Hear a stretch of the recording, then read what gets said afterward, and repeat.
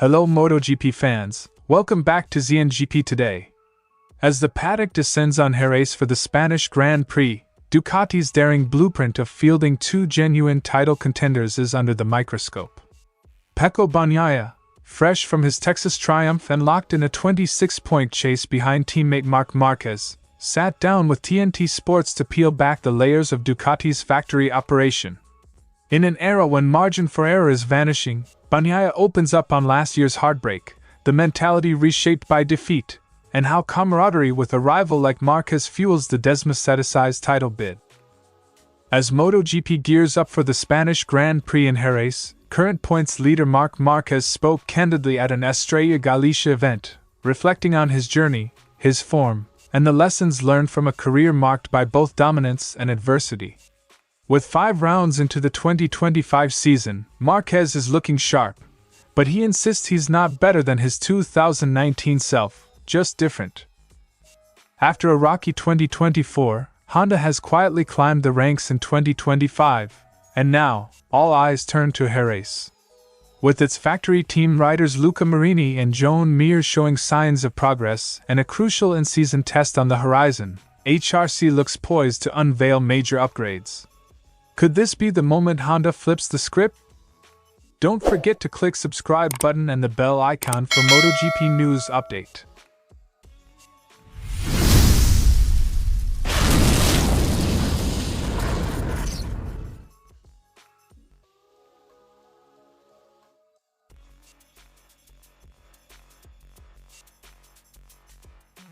In 2025, Ducati penned a bold chapter by signing Marc Márquez to partner Pecco Bagnaia, two riders whose resumes bristle with DNA-shredding speed. It's a first for the factory squad, two riders equally capable of delivering the championship trophy. I think what Ducati was trying to create was this situation because last year we lost the championship because I was committing mistakes. When you are stronger and you are winning 18 races in a single season with the sprints, and then losing the championship, it's something strange to explain, Bagnaia said. Ducati's gamble rests on pushing both riders to the razor's edge, trusting that internal competition will sharpen performance rather than fracture unity. With Marquez unbeaten in the opening sprints and Bagnaia victorious in Austin, the blueprint is paying immediate dividends. Last season, Bagnaia carved his way to more Grand Prix wins than any other rider, only to see the title slip away through a chain of crashes and misfortunes. For the double champion, those scars are now a wellspring of resolve. I'm the only one who lost it because I was always there, always fighting for the win, and many times I crashed or we had problems when I was leading or fighting for top positions. So, it will be long to accept because I know that it's 100% my fault, and I'm trying to improve on it. The Desmosedici demands unrelenting precision. Mistakes are paid in crash-ups. Bagnaia's candid admission fuels a rigorous self-audit, video analysis, simulator miles, data debriefs alongside Ducati's engineers. His new mantra, no stone unturned, no second loss to hesitation. Beyond raw pace, Bagnaia credits a seismic shift in his mental approach. Last year's near-miss taught him that championship aspirations hinge as much on the headspace as on the throttle hand. He's found that peaceful state of mind. He's in the right environment, on the right bike. He's found what it took to perform, and I don't think he'll let that opportunity go away. Though this was Poncharo's quote on Marquez, Bagnaia echoed the sentiment for himself, finding equilibrium under pressure. Less impulsive aggression, more strategic ingenuity. Picking battles on track, choosing when to push and when to conserve. A factory garage with two mercurial champions could easily erupt in tension. Yet Bagnaia paints a picture of synergy, not strain, as Jerez's undulating corners loom. I think right now is not the moment for tension. We are doing good teamwork. We are always speaking about how to improve during the race weekend, and Marc surely has adapted perfectly to the situation, to the strategy of the team, and the atmosphere is still very great inside the garage. Ducati's leadership fostered early protocols, shared debriefs, transparent telemetry access, and rotating engineers between riders to prevent silos. The result? two champions pushing each other in private tests just as fiercely as in public battles. Now comes the acid test, the Spanish GP at Jerez, a track that demands surgical braking and leap of faith traction. Marquez arrives with a 26-point cushion. Bagnaia carries the weight of redemption. After this year, it's important to fight back to try to win the championship again. I know that this season will be difficult, will be tough for the fight we will have with Marc. But if I win, it will be fantastic.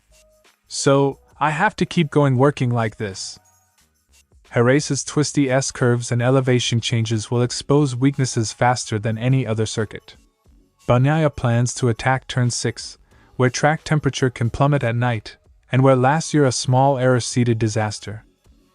Ducati's vision of two allies-turned adversaries steers the title chase into uncharted waters.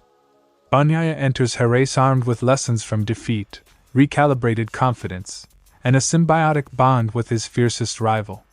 Whether this audacious factory experiment culminates in twin celebrations or fractures under the strain remains to be seen. But one thing's certain, the 2025 championship is no longer Ducati's alone, and the season's defining battles may just be beginning. While Marquez sits atop the championship standings, the six-time Premier Class champion is tempering expectations.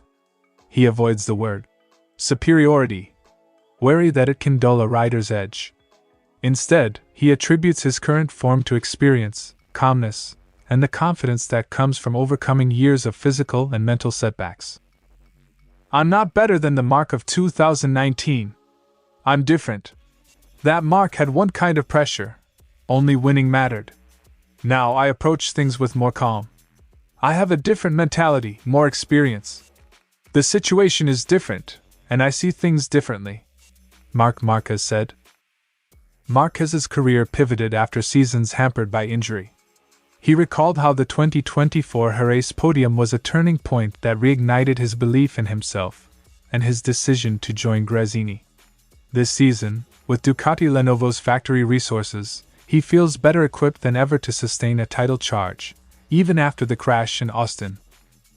That second place in Jerez last year was the beginning of something. I felt competitive again. From then on, the momentum changed, and with momentum comes confidence, the kind that lets you try new things without fear. The 2025 version of Marquez is less about domination and more about adaptability and resilience.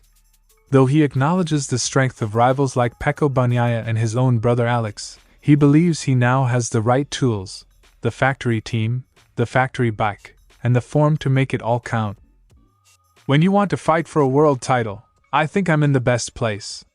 The red bike is the one everyone wanted, and now it's in my hands.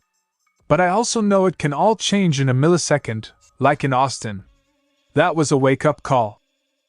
Ever the older brother, Marc was quick to praise Alex Marquez's performances this year, calling him a serious title contender.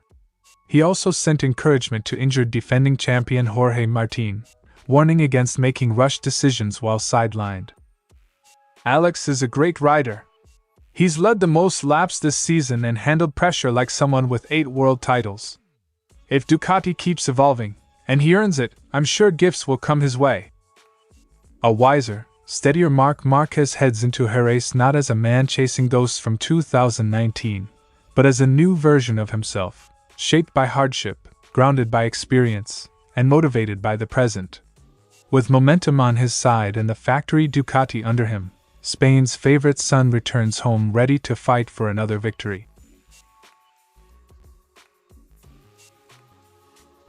Luca Marini teased the possibility of a long-awaited engine update ahead of the Jerez test. Though tight-lipped on specifics, the Italian knows the Andalusian circuit provides the ideal setting for something bold. When you have to do something big, then the best time to try it is a test, and the first one we have is Jerez. I hope they will bring something, Marini said. HRC has surged from last to second in the constructors' standings. And while straight-line speed remains a red flag, Marini insists the performance gap isn't just engine deep. From the numbers, I think our engine is super good. It is very rideable. The top speed is not only a matter for the engine. We need to work on every detail more precisely. After missing Qatar's sprint and retiring from the main race, Joan Mir is back to full health and bullish about his chances in Jerez, a track where he showed promise last year.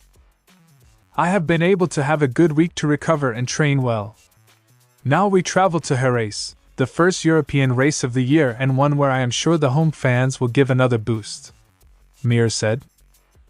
Mir sees a step change in the 2025 Honda, believing it's time for the pieces to finally click. He aims to build on his strong 2024 showing in Jerez, now armed with a more complete bike. All of the pieces are there to have a good weekend. We can see the bike is much better, and I am also riding in a better way. This race has come at a great time for us to show our potential. With whispers of engine upgrades and even a wild card appearance from Alex Espargaro for early feedback, Jerez is shaping up as a critical development window. Honda has been busy behind the scenes, and the Monday test could set the tone for the rest of the season. Honda may not have lit up the podium yet, but their momentum is undeniable. With Marini in the top 10, Mir hungry for redemption, and something big brewing behind closed doors, Jerez could mark a turning point in their 2025 campaign. The test might just unlock the Honda renaissance MotoGP fans have been waiting for. Thanks for watching ZNGP Today, and this is your MotoGP news update. And see you next time.